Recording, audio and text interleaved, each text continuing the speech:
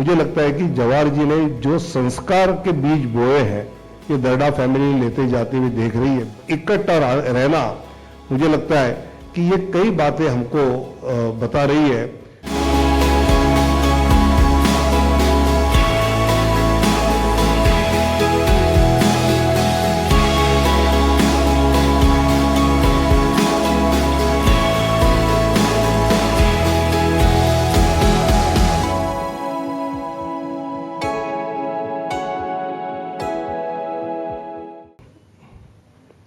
और सभागार में उपस्थित कई सम्माननीय और साथियों, भाई और बहनों, किसी मीडिया के कार्यक्रम में जाओ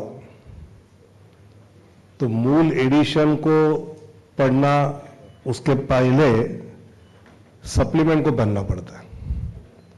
तो गुलाम नबी साहब ये मेन एडिशन है और हम तो पुरानी है, सप्लीमेंट है, इसलिए ज्यादा नहीं बोलूंगा।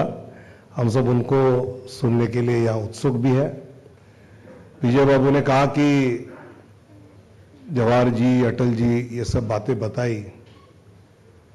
जब हम आए तब हमने आदरणीय गुलाम नबी साहब से परिचय करवाया, बात की, तो उन्होंने कहा कि प्रमोद महाजन जी हमारे घर कई बार आते थे, अटल जी भी कई बार उनके घर जाते थे।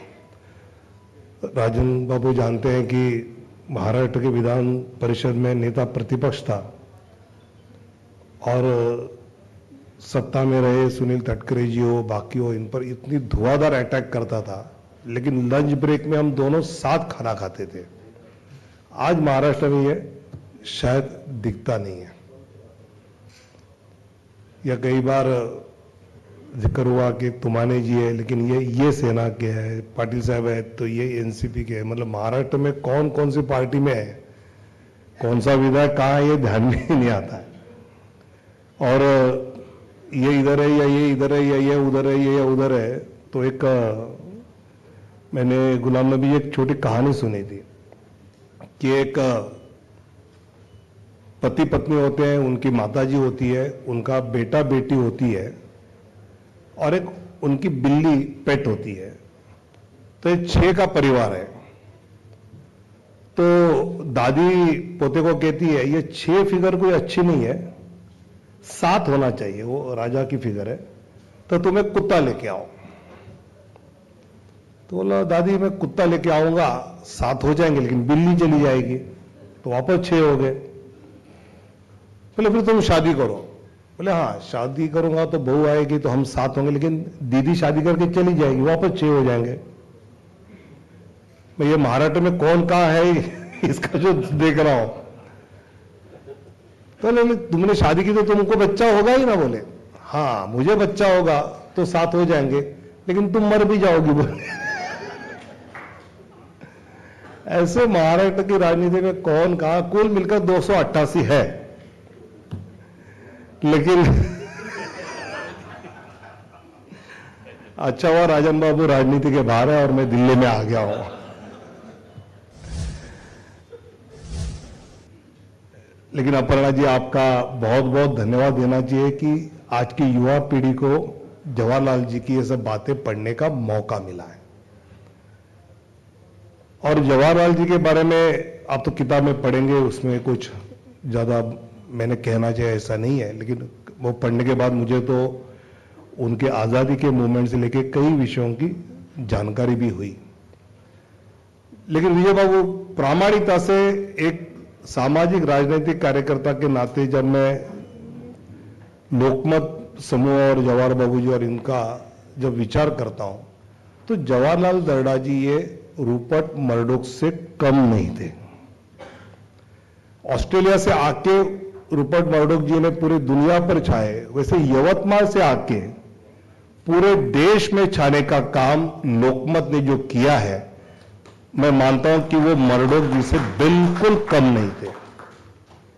और सेल भी ज्यादा और विश्वासार्हता भी ज्यादा, ये मीडिया में कम देखने को मिलता है। सरकार में भी है। हमारे महाराष्ट्र के कई राजनीतिक नेताओं ने अपने अपने पार्टी के मुखपत्र या पार्टी का पत्र बनाने का प्रयास किया, एक भी सफल नहीं हुआ सिवाय लोकमत का। और जो आपने बातें कही, मुझे लगता है कि वही है कि उन्होंने ये पत्रिका कभी भी अपने राजनीतिक स्वार्थ के लिए उसका उपयोग नहीं किया, पत्रिका को अपनी जगह पर रखा। और उसमें आदरणीय श्रीमती इंदिरा जी को कहना कि भाई पत्रकार अपना लिखता, ये बहुत छोटी बात नहीं थी। मतलब उनको किसी कांग्रेस के नेता ने कहने की ये हिम्मत रखना, मुझे लगता है कि ये बहुत बड़ी बात थी। और वो कमिटमेंट थी जब लोकमत की किसी न्यूज को लेकर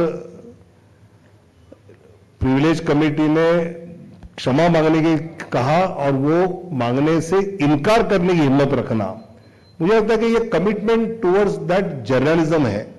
और ये जर्नलिज्म से, पत्रकारिता से जो कमिटमेंट आती है, मुझे लगता है कि ये बहुत बड़ी बात है। और जिस प्रकार हम चौथा स्तंभ की बात करते हैं, तो ये बातें जब पढ़ते हैं, सुनते हैं, तो लगता है कि हाँ, ये चौथा स्तंभ है और ये आज दुनिया को इसकी अपेक्षा है। और इसलिए यवतमाल जैसे जगह से शुरू करके आज दिल्ली तक में, उस समय दिल्ली के आईएनएस में अपना कार्यालय शुरू करना, ये महाराष्ट्र में रहे हुए लोगों को पता है कि हमारा कोई राजनेता दिल्ली में टिकता नहीं है, ना कोई जल्दी से वापस कैसे महाराष्ट्र पहुंचे। उस समय दिल्ली आने की बात सोचना, मुझे लगता है कि इवले से रोप लावले दारी आणि वेलू गिला गगनावरी, ये हम जो मराठी में कहते हैं कि शुरुआत यवतमाल से करके पूरे देश में इसको छाने का काम जो किया है। और सबसे बड़ी बात कि बड़े बड़े इंडस्ट्री हाउसेज, बड़े बड़े मीडिया हाउसेज, ये आपस में डिवाइड हो रहे हैं, लेकिन लोकमत समूह में विजय बाबू, राजन बाबू, ऋषि और आगे की पीढ़ी सब साथ काम करते हुए देखती है। मुझे लगता है कि जवाहर जी ने जो संस्कार के बीज बोए हैं, वो अगली और अगली पीढ़ी में ये दर्डा फैमिली लेते जाते हुए देख रही है। बड़ी बड़ी हाउसेज आपस में बंटते समय एक हाउस इकट्ठा रहना, मुझे लगता है कि ये कई बातें हमको बता रही है। और इसलिए जैसे बघेल साहब ने कहा कि अपर्णा जी की जबानी अपर्णा जी की लेखनी, ये जबानी में आना चाहिए। आजकल पॉडकास्ट का जमाना है, युवा पॉडकास्ट में देखते हैं और इसमें कई उदाहरण ऐसे हैं कि वो 5-7 मिनट के पॉडकास्ट में विजय बाबू अगर आते हैं तो जाते आते मेट्रो में, ट्रेन में बच्चे वो सुनते रहेंगे और इंस्पायर हो जाएंगे। और इसलिए इसको डिजिटल रूप में, पॉडकास्ट रूप में भी लाना ये बहुत जरूरी होगा, ऐसा मुझे लगता है। और ऐसे मंच पर आज मैं उपस्थित हूं, इसलिए मैं दर्डा परिवार का बहुत बहुत धन्यवाद देता हूं। भारत माता की जय।